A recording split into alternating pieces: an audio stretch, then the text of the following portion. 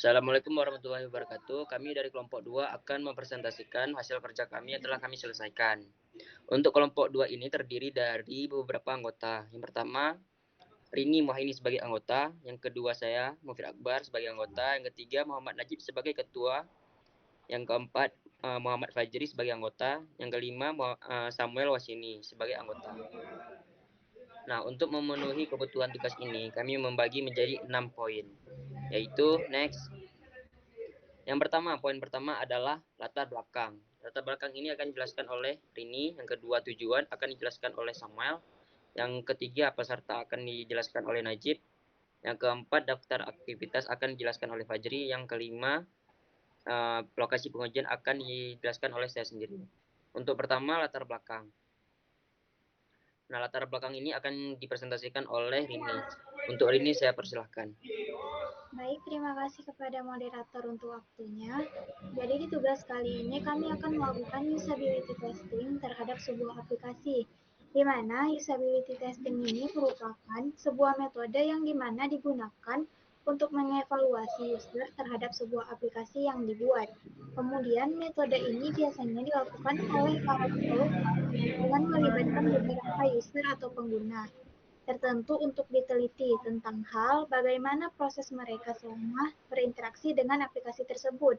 Kemudian metode pengujian ini akan dilakukan untuk mengetahui lebih dulu akan kemungkinan-kemungkinan atau kendala terhadap penggunaan aplikasi yang akan dihadapi oleh si pengguna. Hal ini dikarenakan kita sendiri belum tentu menggunakan aplikasi tersebut, sehingga dari kita akan perlu dilakukan uji coba terlebih dahulu terhadap user yang sesungguhnya untuk mendapatkan feedback. Kemudian, pada proses pengembangan sebuah aplikasi, usability testing ini dapat dilakukan pada tahap perencanaan maupun pada tahap pengembangan, serta dapat juga dilakukan pada tahapan evaluasi. Selanjutnya, di dalam pengujian ini akan digunakan test plan. Test plan itu adalah dokumen yang berisi definisi tujuan dan sasaran pengujian di dalam lingkup iterasi atau proyek. Kemudian, test plan ini akan berisi item-item yang akan menjadi target dari pengujian. Kemudian berisi pendekatan yang akan diambil serta sumber daya yang dibutuhkan, merangkup poin untuk diproduksi. Selanjutnya, test plan dapat disebut sebagai perencanaan atau skenario yang dipakai untuk melakukan testing yang akan dilakukan lebih baik oleh expert ataupun user umum. Kemudian tujuan dari test plan ini adalah untuk memudahkan bagi developer untuk melakukan testing agar testing yang dilakukan menjadi lebih jelas, sehingga hasilnya akan lebih berguna dan efisien. Selanjutnya, pembuatan test plan ini dapat dibuat dengan mengikuti template yang ada pada pembuatan test plan. Namun, tidak harus mengacu kepada template test plan yang ada. Walaupun pada garis besar, inti bagian dari setiap test plan adalah sama. Selanjutnya, untuk pengujian kali ini, aplikasi yang kami uji adalah Rumah Donor. Aplikasi Rumah Donor sendiri merupakan sebuah aplikasi yang digunakan oleh masyarakat Aceh untuk melihat informasi seputaran pendonoran darah. Di dalam aplikasi ini, selain akan memberikan informasi terkait darah, yang didonor juga akan memberikan informasi pribadi terkait si pendonor darah. Aplikasi ini akan digunakan bagi calon atau pendonor yang berdomisili di daerah Aceh. Ya, setelah dilakukan usability testing ini, pada aplikasi Rumah Donor masih ditemukan banyak beberapa fitur dan tampilan yang masih membingungkan bagi user baru atau masyarakat awam. Sekian dari saya untuk latar belakang usability kali ini. Saya kembalikan kepada moderator. Baik, selanjutnya poin kedua, yaitu adalah tujuan. Tujuan akan dipresentasikan oleh Samuel. Kepada Samuel, saya persilahkan. Baik, terima kasih moderator atas waktu dan kesempatannya. Baik, saya melanjutkan menjelaskan bagian tujuan.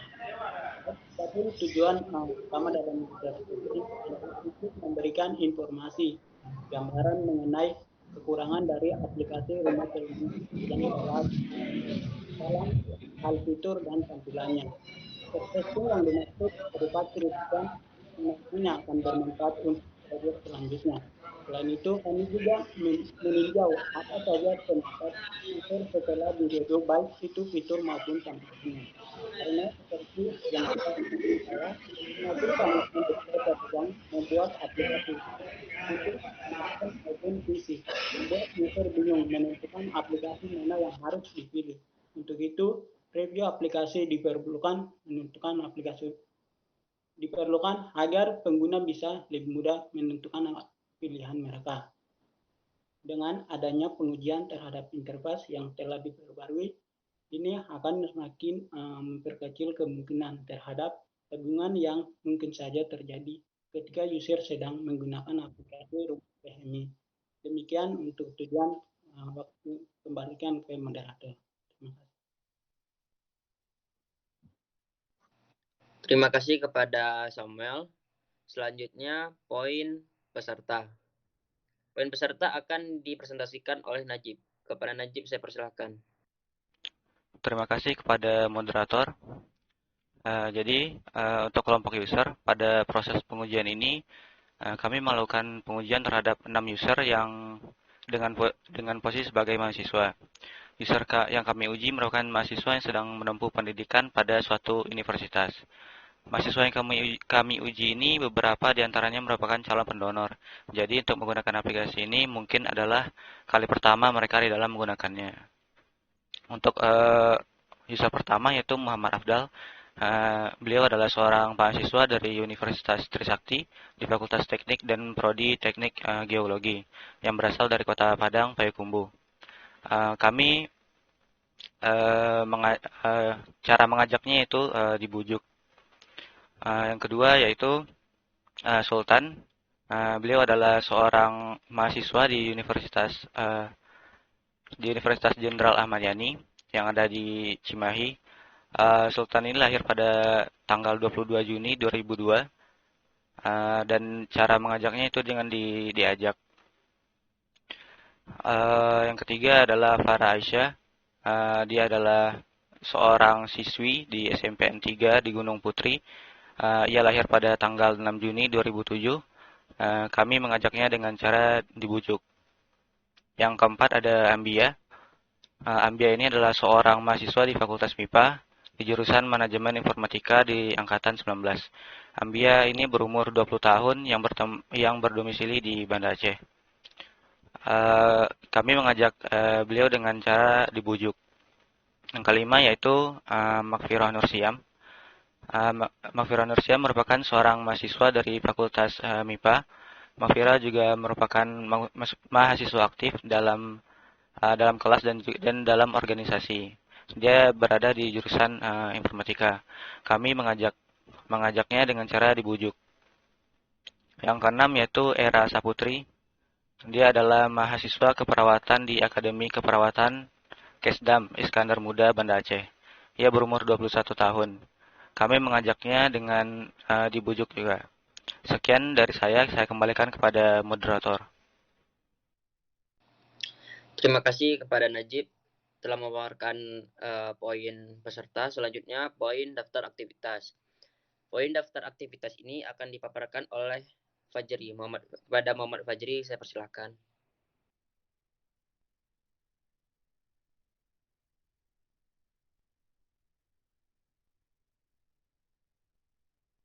Kepada Muhammad Fajri, saya persilahkan.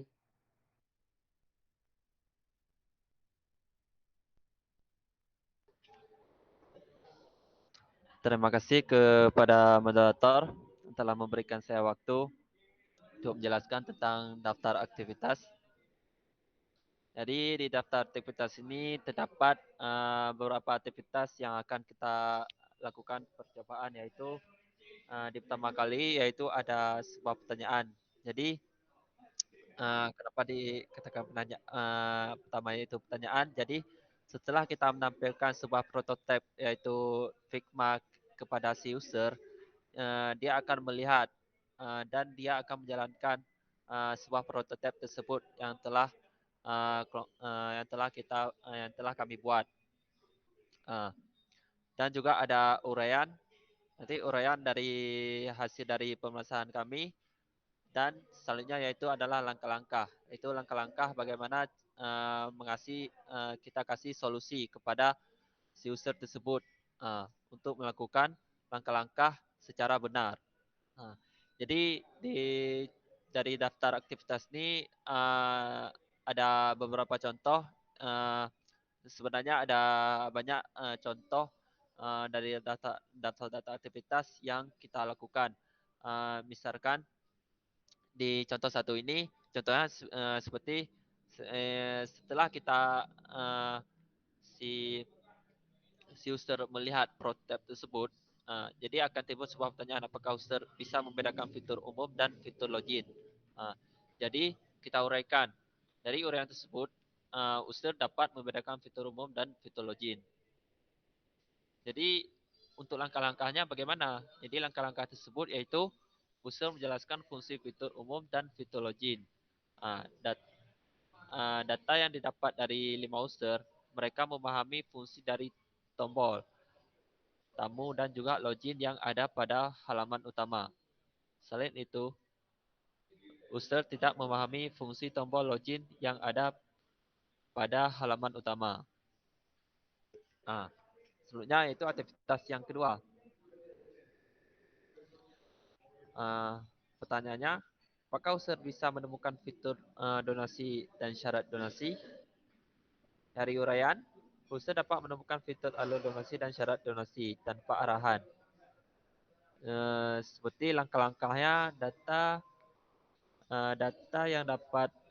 yang didapat dari 6 user, mereka akan menunjukkan alur untuk fitur alur donasi dan syarat donasi serta memahami informasi yang ada. Jadi dari daftar aktivitas tersebut, setelah si user melihat sebuah prototipe kita, dia bisa menyimpulkan apakah dia bisa menjalankan, apakah dia paham tentang apa yang dia lakukan dari aplikasi yang telah didesain. Sekian dari saya. Selanjutnya saya kembalikan kepada moderator. Baik, terima kasih kepada Pak Juri telah memaparkan presentasinya. Selanjutnya adalah poin 5. Poin 5 akan dijelaskan oleh saya sendiri. Nah, untuk lokasi pengujian ini kami melakukannya dengan online dan offline. Kami melakukan pengujian ini secara online ini dengan memanfaatkan media Zoom atau Google Meet yang ada. Nah, untuk pengujian offline ini dengan memanfaatkan source yang ada. Untuk anggotanya sendiri, saat melakukan pengujian, anggota bertempat di rumah masing-masing. Tempatnya di tempat kamar tidur masing-masing anggota. Anggota dan peserta melakukan pengujian ini dengan menggunakan device mereka sendiri yang sudah terinstall Zoom atau Google Meet. Peserta yang bersifat offline dilakukan di halaman depan rumah anggota. Kegiatan pengujian yang bersifat online, anggota akan diberikan link kepada peserta. Lalu peserta akan masuk ke dalam aplikasi Zoom atau Google Meet. Lalu pengujian ini dilakukan secara bertahap. Peserta akan diminta untuk menghidupkan kamera dan mic. Tujuannya adalah agar anggota dapat melihat reaksi dan pendapat peserta dalam melakukan review aplikasi. Pengujian secara offline, anggota dan peserta akan bertatap muka dan dilakukan dengan prosedur yang sama. Alasan pengamatan ini dilakukan di rumah masing-masing dikarenakan corona sedang meningkat tinggi di Aceh. Sehingga untuk menyelesaikan tugas ini kami dominan lebih memilih sistem online dan melakukannya di sekitar rumah untuk proses wawancara dengan menggunakan 6 orang sebagai user dari aplikasi. Sekian dari untuk poin-poin yang telah kami jelaskan. Terima kasih kepada anggota yang telah memaparkan presentasi dengan sangat baik. Untuk penutup materi, saya akan sedikit memaparkan kesimpulan. Kesimpulan yang kami dapat setelah menyelesaikan tugas ini adalah kami mendapatkan saran atau pendapat dari seorang user yang mana user itu telah memakai aplikasi yang telah kami buat. Selain pendapat atau saran, kami mendapatkan apa yang dipikirkan atau gerak-gerik seorang user itu saat memakai aplikasi prototipe kami. Manfaatnya adalah kami dapat mengetahui reaction yang mana dari reaction itu kedepannya akan berguna untuk mengembangkan aplikasi kami. Untuk poin terakhir sudah saya paparkan, maka menandakan presentasi kami telah selesai. Apabila ada kekurangan, mohon maaf. Assalamualaikum warahmatullahi wabarakatuh.